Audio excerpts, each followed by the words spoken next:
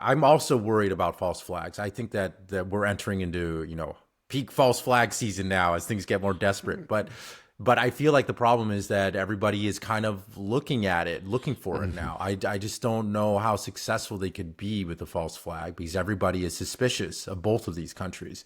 So yeah, I don't know. And Yeah, let's yeah, no, say that's a good point. let's say we even do start a major war, whether it's escalate in Ukraine and God forbid all of a sudden NATO's at war with Russia and we're looking at, potentially the end of the world with these nuclear weapons, or if it's a large regional war with Iran. Even if that does happen, like if the U.S. just goes out and starts to try to put boots on the ground in Iran or is doing these extended bombing campaigns, but our bases are now getting hit, Israel's getting pounded. How are the American people going to react? Like, can the war even happen? If Yeah, right. everybody's like, what? Nobody wants this. Why are Yeah. we 10,000 miles away on the other side of the world when everybody here has got problems with, people dying of fentanyl and homeless people here and just can't Mhm. afford rent and groceries. And it's just like, we got problems here. What are we doing over there? I just don't think, like, what do you think would happen?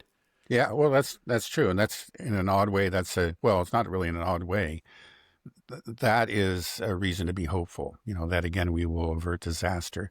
It's not just the U.S., but of course it's all the European countries. You just don't find the willingness on the part of the populations, to support war. It's just not there.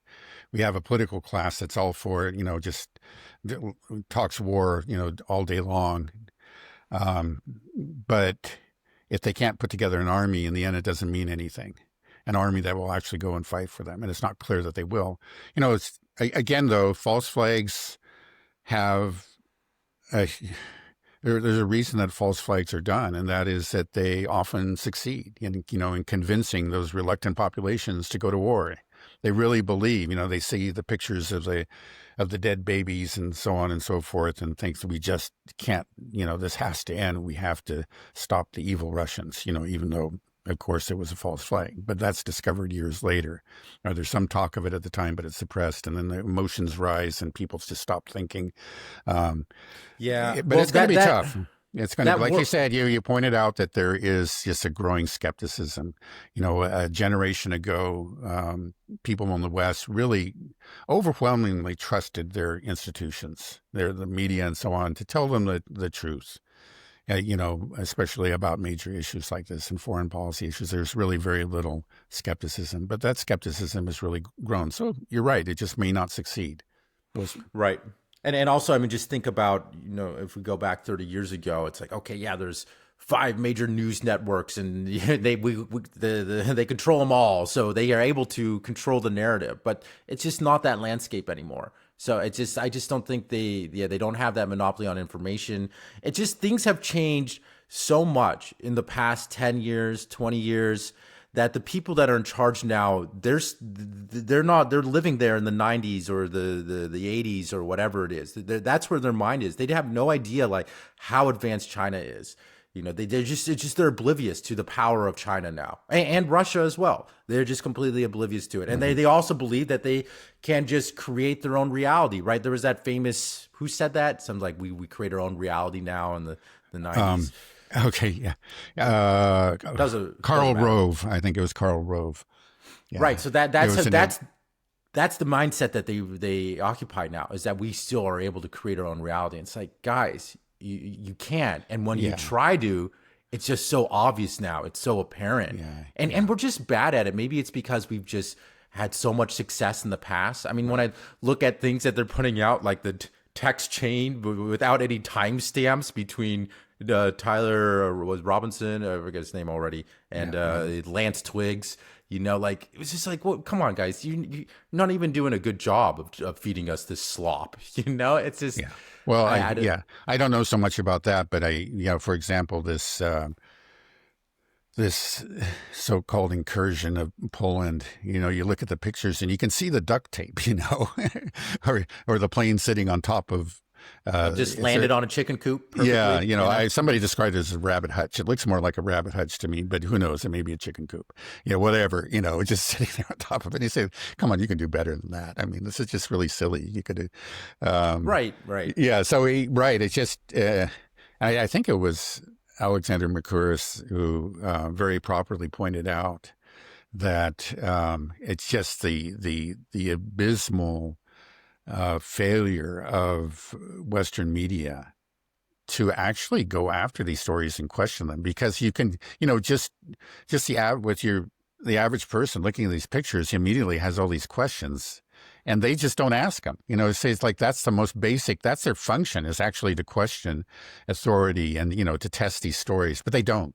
They have ceased to be real journalists, and that's a real stat. It's just true of mainstream media throughout the West, especially when it comes to foreign policy issues. It's just like they know their job, they know who the enemy is, and who the good guys are and the bad guys are, and then everything has to fit into that, and they don't do anything to question that narrative, and right. that's But the rest of us, because of that habit, have become increasingly skeptical. It's like, why waste my time reading the New York Times, just to know.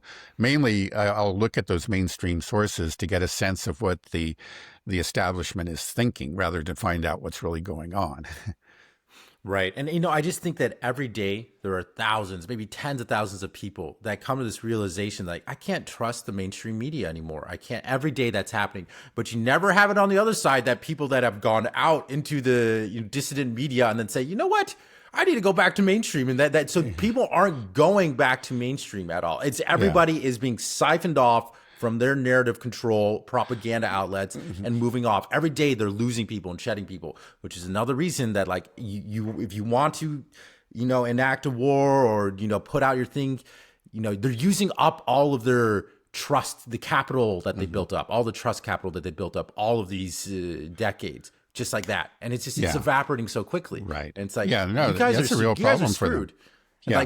Like TikTok, I can't believe like Larry Ellison now is getting this, and what he's buying, like Paramount, CBS, like everything. It's like, what? Like this, I'm done with it. The guy is, he is a fervent Zionist, very open about it, and he has been for all his life. Right. So I think he's the largest private donor to the IDF. That's correct. Right. Right. So it just shows you, like, we know where his loyalties are, what his goal is, what he's going to do. It's crazy. Okay, Dad, let me show you. I want to just ask you one more thing before we end today. Okay. So I don't know if you saw in that Yemen flew a drone and hit the Eilat, I believe it's pronounced Eilat in Israel. Did you see that? I think it struck a hotel and injured 22 people. Is that right? Right. So I'm going to show you the video of it. So what struck, and we'll talk about what's so surprising about it right here.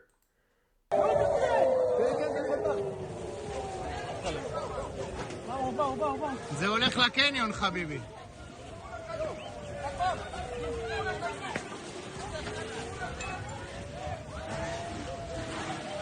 אשכרה. תוך הקניון.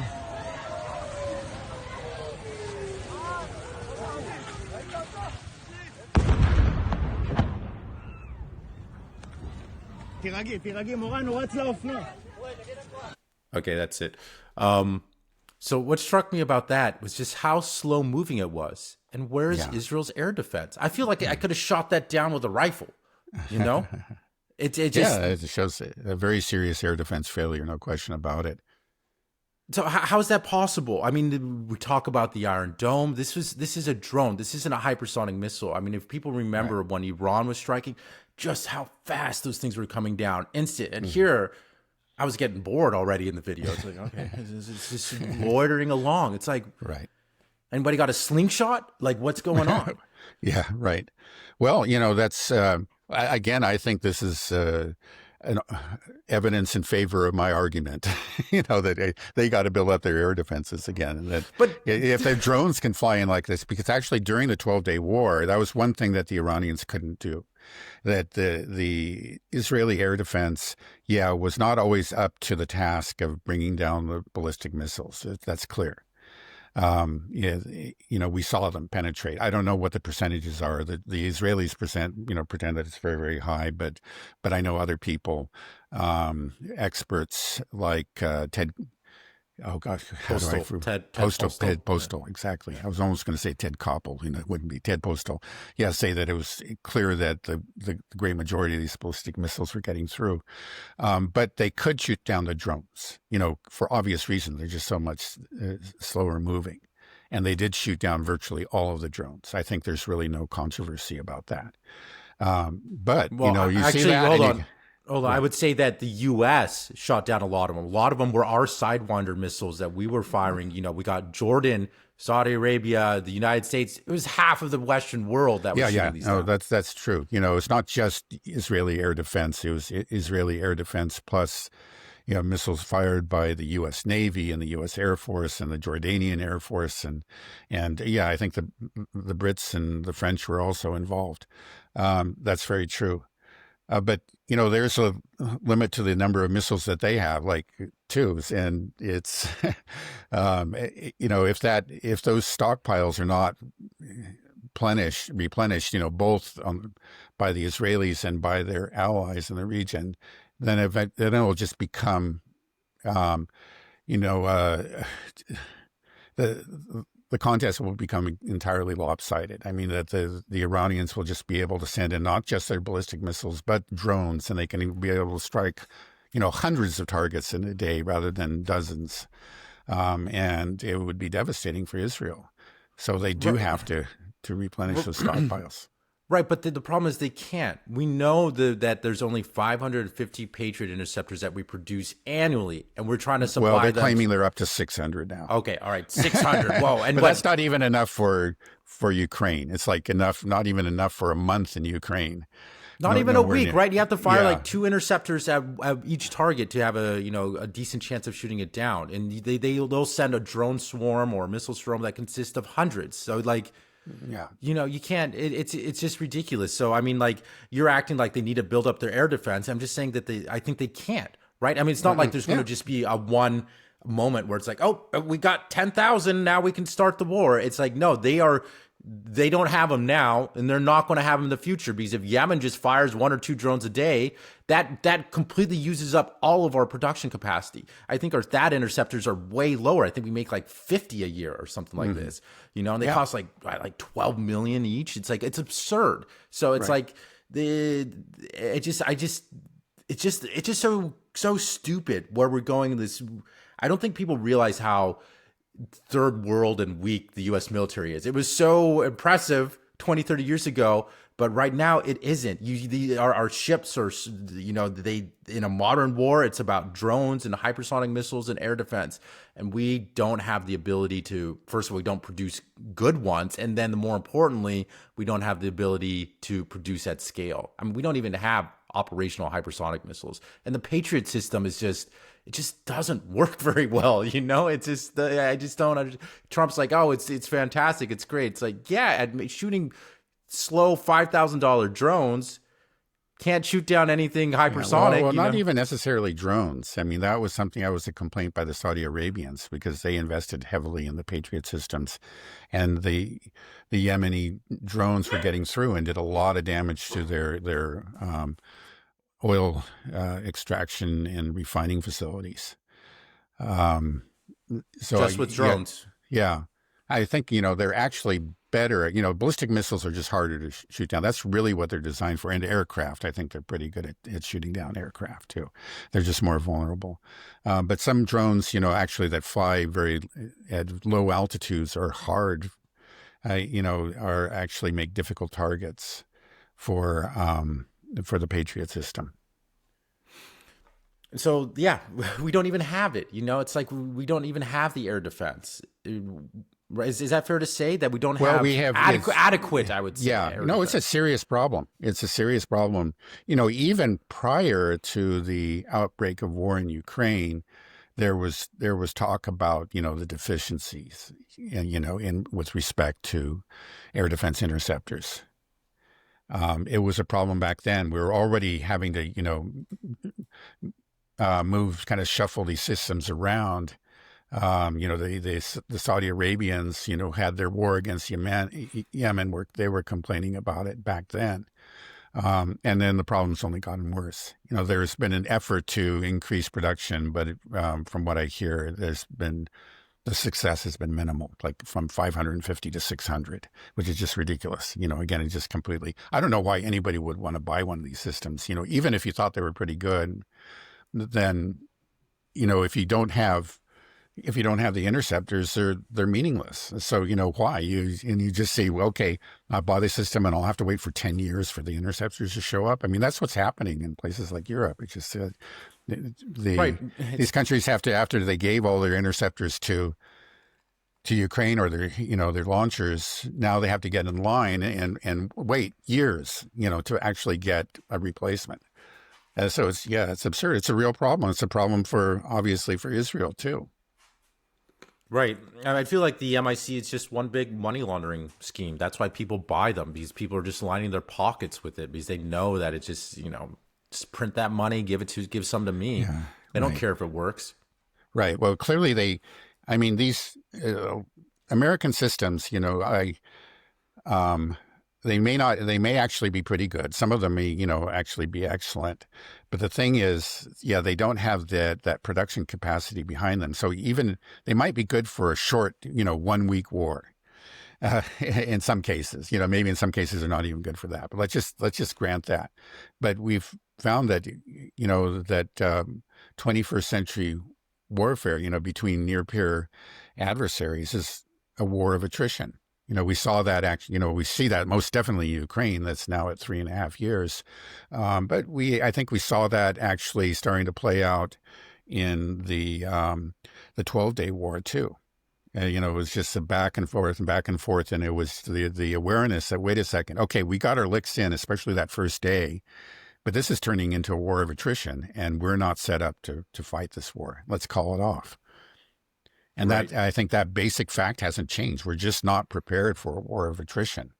We're not prepared for a 21st century war. That's what it is. That's really what it is. I mean, maybe a 21st century war against a third world country. We'll see what happens. Well, in we lost to Yemen, so I okay, say no. Yeah, good point. I think, like, if you see just what happened that 12-day war, the exchange, it's like there were impressive missiles coming down fast, fire raining from the skies from them hitting Israel. And what do we see Israel do? They got to get back, do some maintenance on their jets, refuel, fly off, tell the America to come and refuel them halfway through the air. And then they fire a much smaller payload because they're in a plane. They can't carry that much. And then they can't get deep into Iranian airspace, so they get shot down. And then, if Iran's getting the S-400 and the Hongqi, the Chinese air defense systems, and like, you're in trouble. You don't have missiles. You don't have the technology. I think that's one of the things that blew my mind. And I think most people haven't come to that realization as well. It's like, wait a second, because we've just been indoctrinated our whole life. America number one by miles. By miles. It's like, wait a second. We don't even have missiles that really work well. You mean the people, the poorest country in the Arab world, the Yemenis, the Houthis, they have perhaps more advanced missiles than America. It's insane, and people will get mad at that and be like, "There's no way." It's just like, well, just show me. Where is our missiles? Their missile technology. We supplied the ATACMS to Ukraine. Those things did nothing. They're worthless. The only thing that Ukraine actually seems to have that is doing decently are their drones that they developed internally within Ukraine, because the US drones are garbage. And of course, all those parts come from China. So, I mean, if you want to go over to China will build 100 million drones to America's one and just flood you. It's just insane. This posturing, this idea that we are this military superpower. It's like, yeah, we were before there were hypersonic missiles and proper air defense, when you could just bring your aircraft carrier to a coast and just bomb a country forever. That's not the world we live in. We saw what happened when we sent our Navy into the Red Sea to try to stop the Houthis. We had to turn tail and run. We lost 3 F-18s in that campaign and something like 20 Reaper drones. It's like, and that's against the poorest country in the Middle East. It's a country that's been bombed by us via Saudi Arabia for a decade. It's just, It's just a joke. And I just hate this chest thumping with nothing to back it up. I just wish America had some humility and just recognize that, yeah, we're not as great as we say we are. And thank God we aren't, because I'm afraid what would happen. But we need some humility, self-reflection, and work with these other countries. Be nice to people. Don't just, it's so obvious. It's so clear, but we can't get anybody in power to do that, because there's all these lobbyists, the military industrial complex, the Zionists, whatever it is, they're all in control, and all they care about is themselves and their own, ideologues that they have, their own ideas of what the world should be in U.S. global hegemony. And it's just so frustrating. It's just, nobody wants this except these evil people that are just siphoning and sucking the life out of all of us, taking all of our money, go die for this cause or that cause. It's just makes me sick. Yeah. Well, I think it does actually extend beyond. I think what you say is largely true, but it does extend beyond the ruling class, we'll say, in this country. The average American is still stuck, in that, still has that mindset that, again, America is number one, and they like to hear it. They like to hear it from their politicians. They may not actually want a war. I think they don't. They're just not, but they like to hear that we're number one, and they don't, they don't want to hear this negative talk about, hey, wait a second, we're falling behind. We're going to have to completely, rethink and probably, reform our procurement system and so on and so forth. There doesn't seem to be, unfortunately, the necessary awareness, for that to happen at this point. So the problem does extend beyond the ruling class, I would say. Yeah. But it can be overcome, Everybody likes to say, FAFO, right? Well, America's about to find out. We keep on effing around like this. We're going to find out, and then it'll break through the consciousness of mainstream people. I think of the average American. I hope so, because just what we're doing is just so obnoxious, so unnecessary, so dangerous, and we act like we have with the complete impunity. We don't have anything to back it up. So. And that's what I'm worried about. We're going to find out. But also that's one of the things that perhaps will take us away from, complete total destruction, is that just our military weakness. It's the rot in here. When we try to start this military engine, it's going to sputter and die in a couple of days. And then we're just going to be so humiliated and embarrassed. Let's just hope that we will learn our lesson at that point and not try to launch nukes, because that's the only thing that we might have left in our arsenal after 2 weeks of war with Iran, Okay, Dad. Well, I think we can end it there unless there's anything else you'd like to chip in. Oh, I think this is a good ending point. Okay. All right. Have a good rest of your day and a great weekend. You too. Okay. Bye-bye.